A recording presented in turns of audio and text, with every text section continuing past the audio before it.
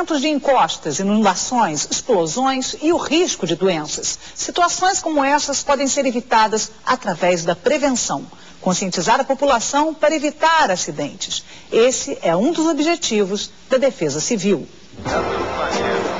Importante na ação, mas fundamental na prevenção. Esse é o lema. Atenta a este princípio, a Defesa Civil do município do Rio de Janeiro criou o Guia de Prevenção para o Cidadão. A cartilha da Defesa Civil, ela fala de assuntos como explosões, sinais de perigo, eletricidade, doenças, deslizamento de encostas e outros. Cartilhas que podem salvar a vida e o patrimônio de vocês. Quem não ganhou? A Defesa Civil também produziu um vídeo para ser exibido em locais de grande movimentação como a Central do Brasil. Seja solidário. Se você mora em lugar seguro, nos dias de temporais, abrigue pessoas que moram em áreas de risco. Não construa em áreas próximas às encostas, pedreiras ou em cima de muros de contenção. Não cave ou aterre as encostas. Não derrube árvores ou destrua a vegetação dos morros. As raízes seguram a terra e evitam deslizamentos.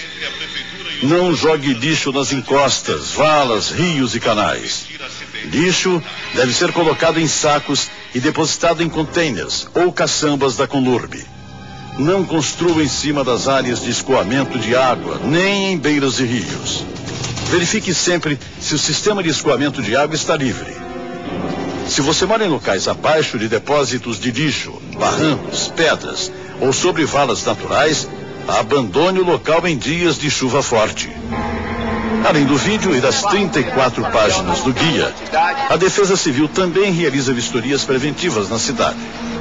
Dona Marilda vive com os 2 filhos em local considerado de risco. Eu moro aqui porque eu não tenho tanto lugar, né, pra mim.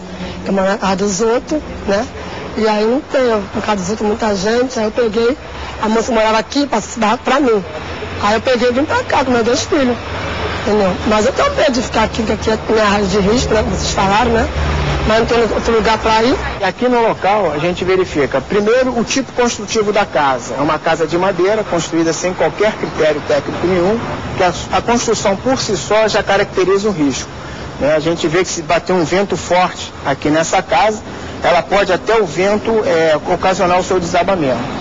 Além disso, além do tipo construtivo da casa, a gente tem a localização aqui junto na encosta da Grajaú Jacarepaguá, que nós verificamos atrás da casa já existe um talude, ou seja, um pequeno declive de terra em que, sujeito a dias de chuva, que esse deslizamento ocorra e atinja o barraco, que foi construído exatamente na divisa com esse talude.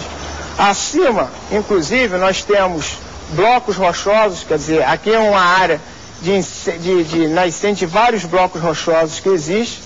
Esses são blocos que também, muitos deles estão ocultos em função da vegetação, em que é propício, né, o risco de um desses blocos também cair e atingir essa moradia de madeira.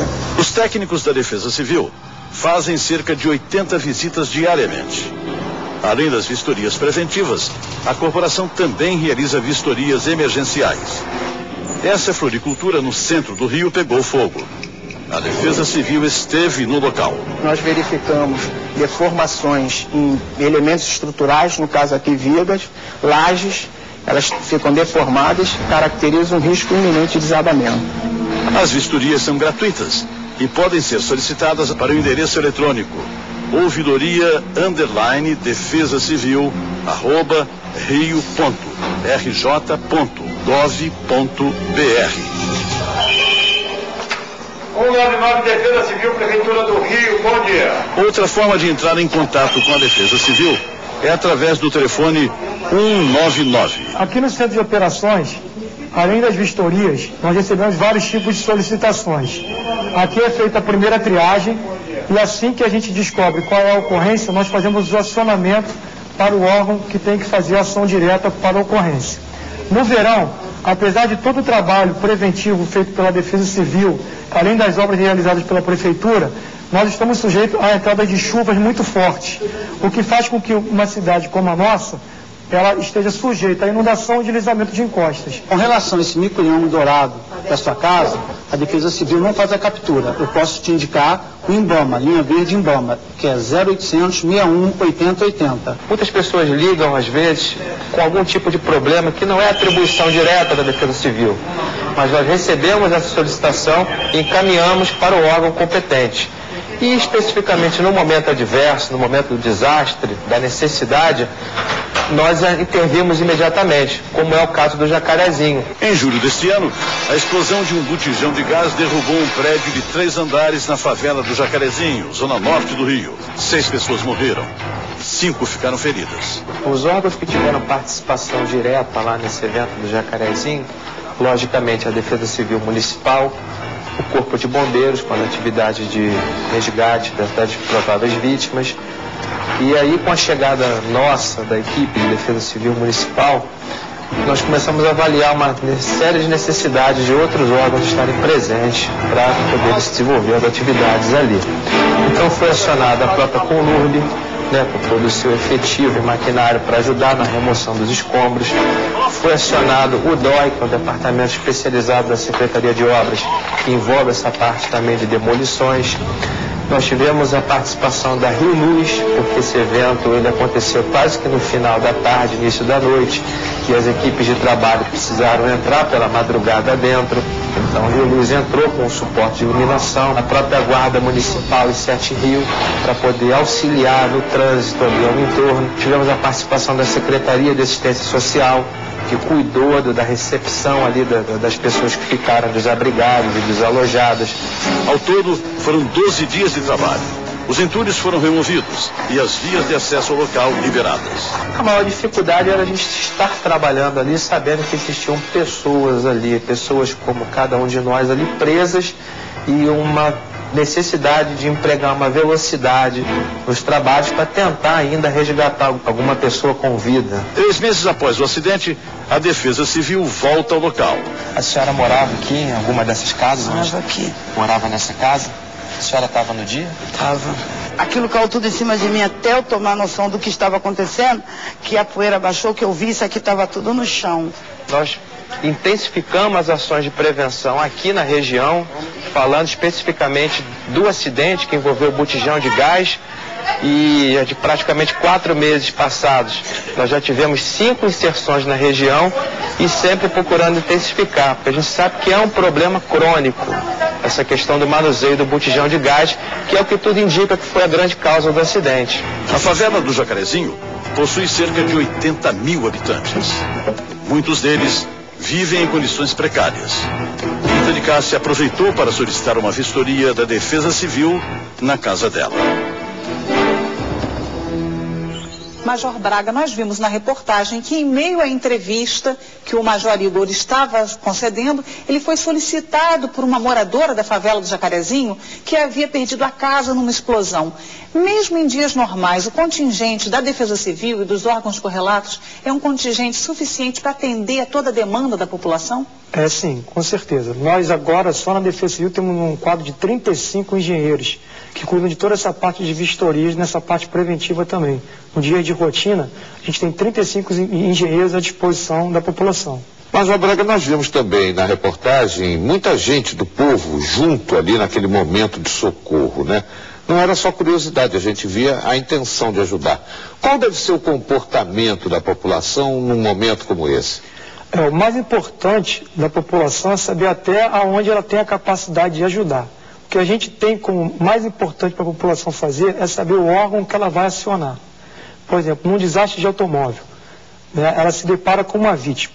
A primeira coisa que ela tem que fazer é chamar o corpo de bombeiros para fazer aquele atendimento. Isolar o local para que não tenha um risco maior para aquela vítima e não mexer naquela vítima se ela não tiver um conhecimento em relação a primeiros socorros. Nós temos acompanhado recentemente aí nos Estados Unidos problemas climáticos, remoções de pessoas para albergues, transposição em massa de populações e registram-se muitos episódios de violência. Aqui no Brasil, o senhor acredita que se organiza melhor essa questão? Aqui no Rio de Janeiro, nós temos um curso de gerenciamento de abrigos e donativos, que a gente ministra para os voluntários que compõem a Defesa Civil. Então isso aí já é um grande avanço, né? A gente já exercita isso na fase de normalidade. A Secretaria de Ação Social, ela tem alguns abrigos cadastrados por ela E as regiões administrativas, elas têm dentro das suas áreas os possíveis locais que nós possamos abrigar as pessoas no caso de uma necessidade. Major, nós estamos na era da globalização, a troca imediata e rápida das informações, tecnologias. Como é que funciona isso em termos de defesa civil para modernizar padrões e atenções? Existe um constante intercâmbio entre as defesas civis, não só municipal, como estadual e a federal também. A gente às vezes oferece curso para o pessoal da Defesa Civil Federal, a federal às vezes oferece para a estadual, então há essa interação entre os 3 níveis de atuação na defesa civil. E a gente também, a Prefeitura do Rio, há pouco tempo agora, trouxe para cá dos Estados Unidos um produto de última geração, que é um detector de temperatura, que ele detecta um corpo, uma pessoa soterrada sobre os escombros, no próprio equipamento. Isso faz com que a gente chegue mais próximo daquela pessoa que está soterrada, fazendo com que isso a gente consiga salvar essa pessoa com uma velocidade muito maior. A defesa civil pode não ser a primeira a chegar, mas por que ela tem que ser a última a sair, Major? Normalmente a primeira que chega é o corpo de bombeiros, porque principalmente quando tem vítima, porque eles vão fazer o socorro daquela vítima que está ali. E logo em seguida vem a defesa civil com toda a estrutura para facilitar o trabalho do corpo de bombeiros, que é o órgão que está fazendo aquele resgate daquela vítima. E a defesa civil, normalmente, ela é a última a sair, porque ela é a responsável pela reconstituição daquele cenário que foi atingido.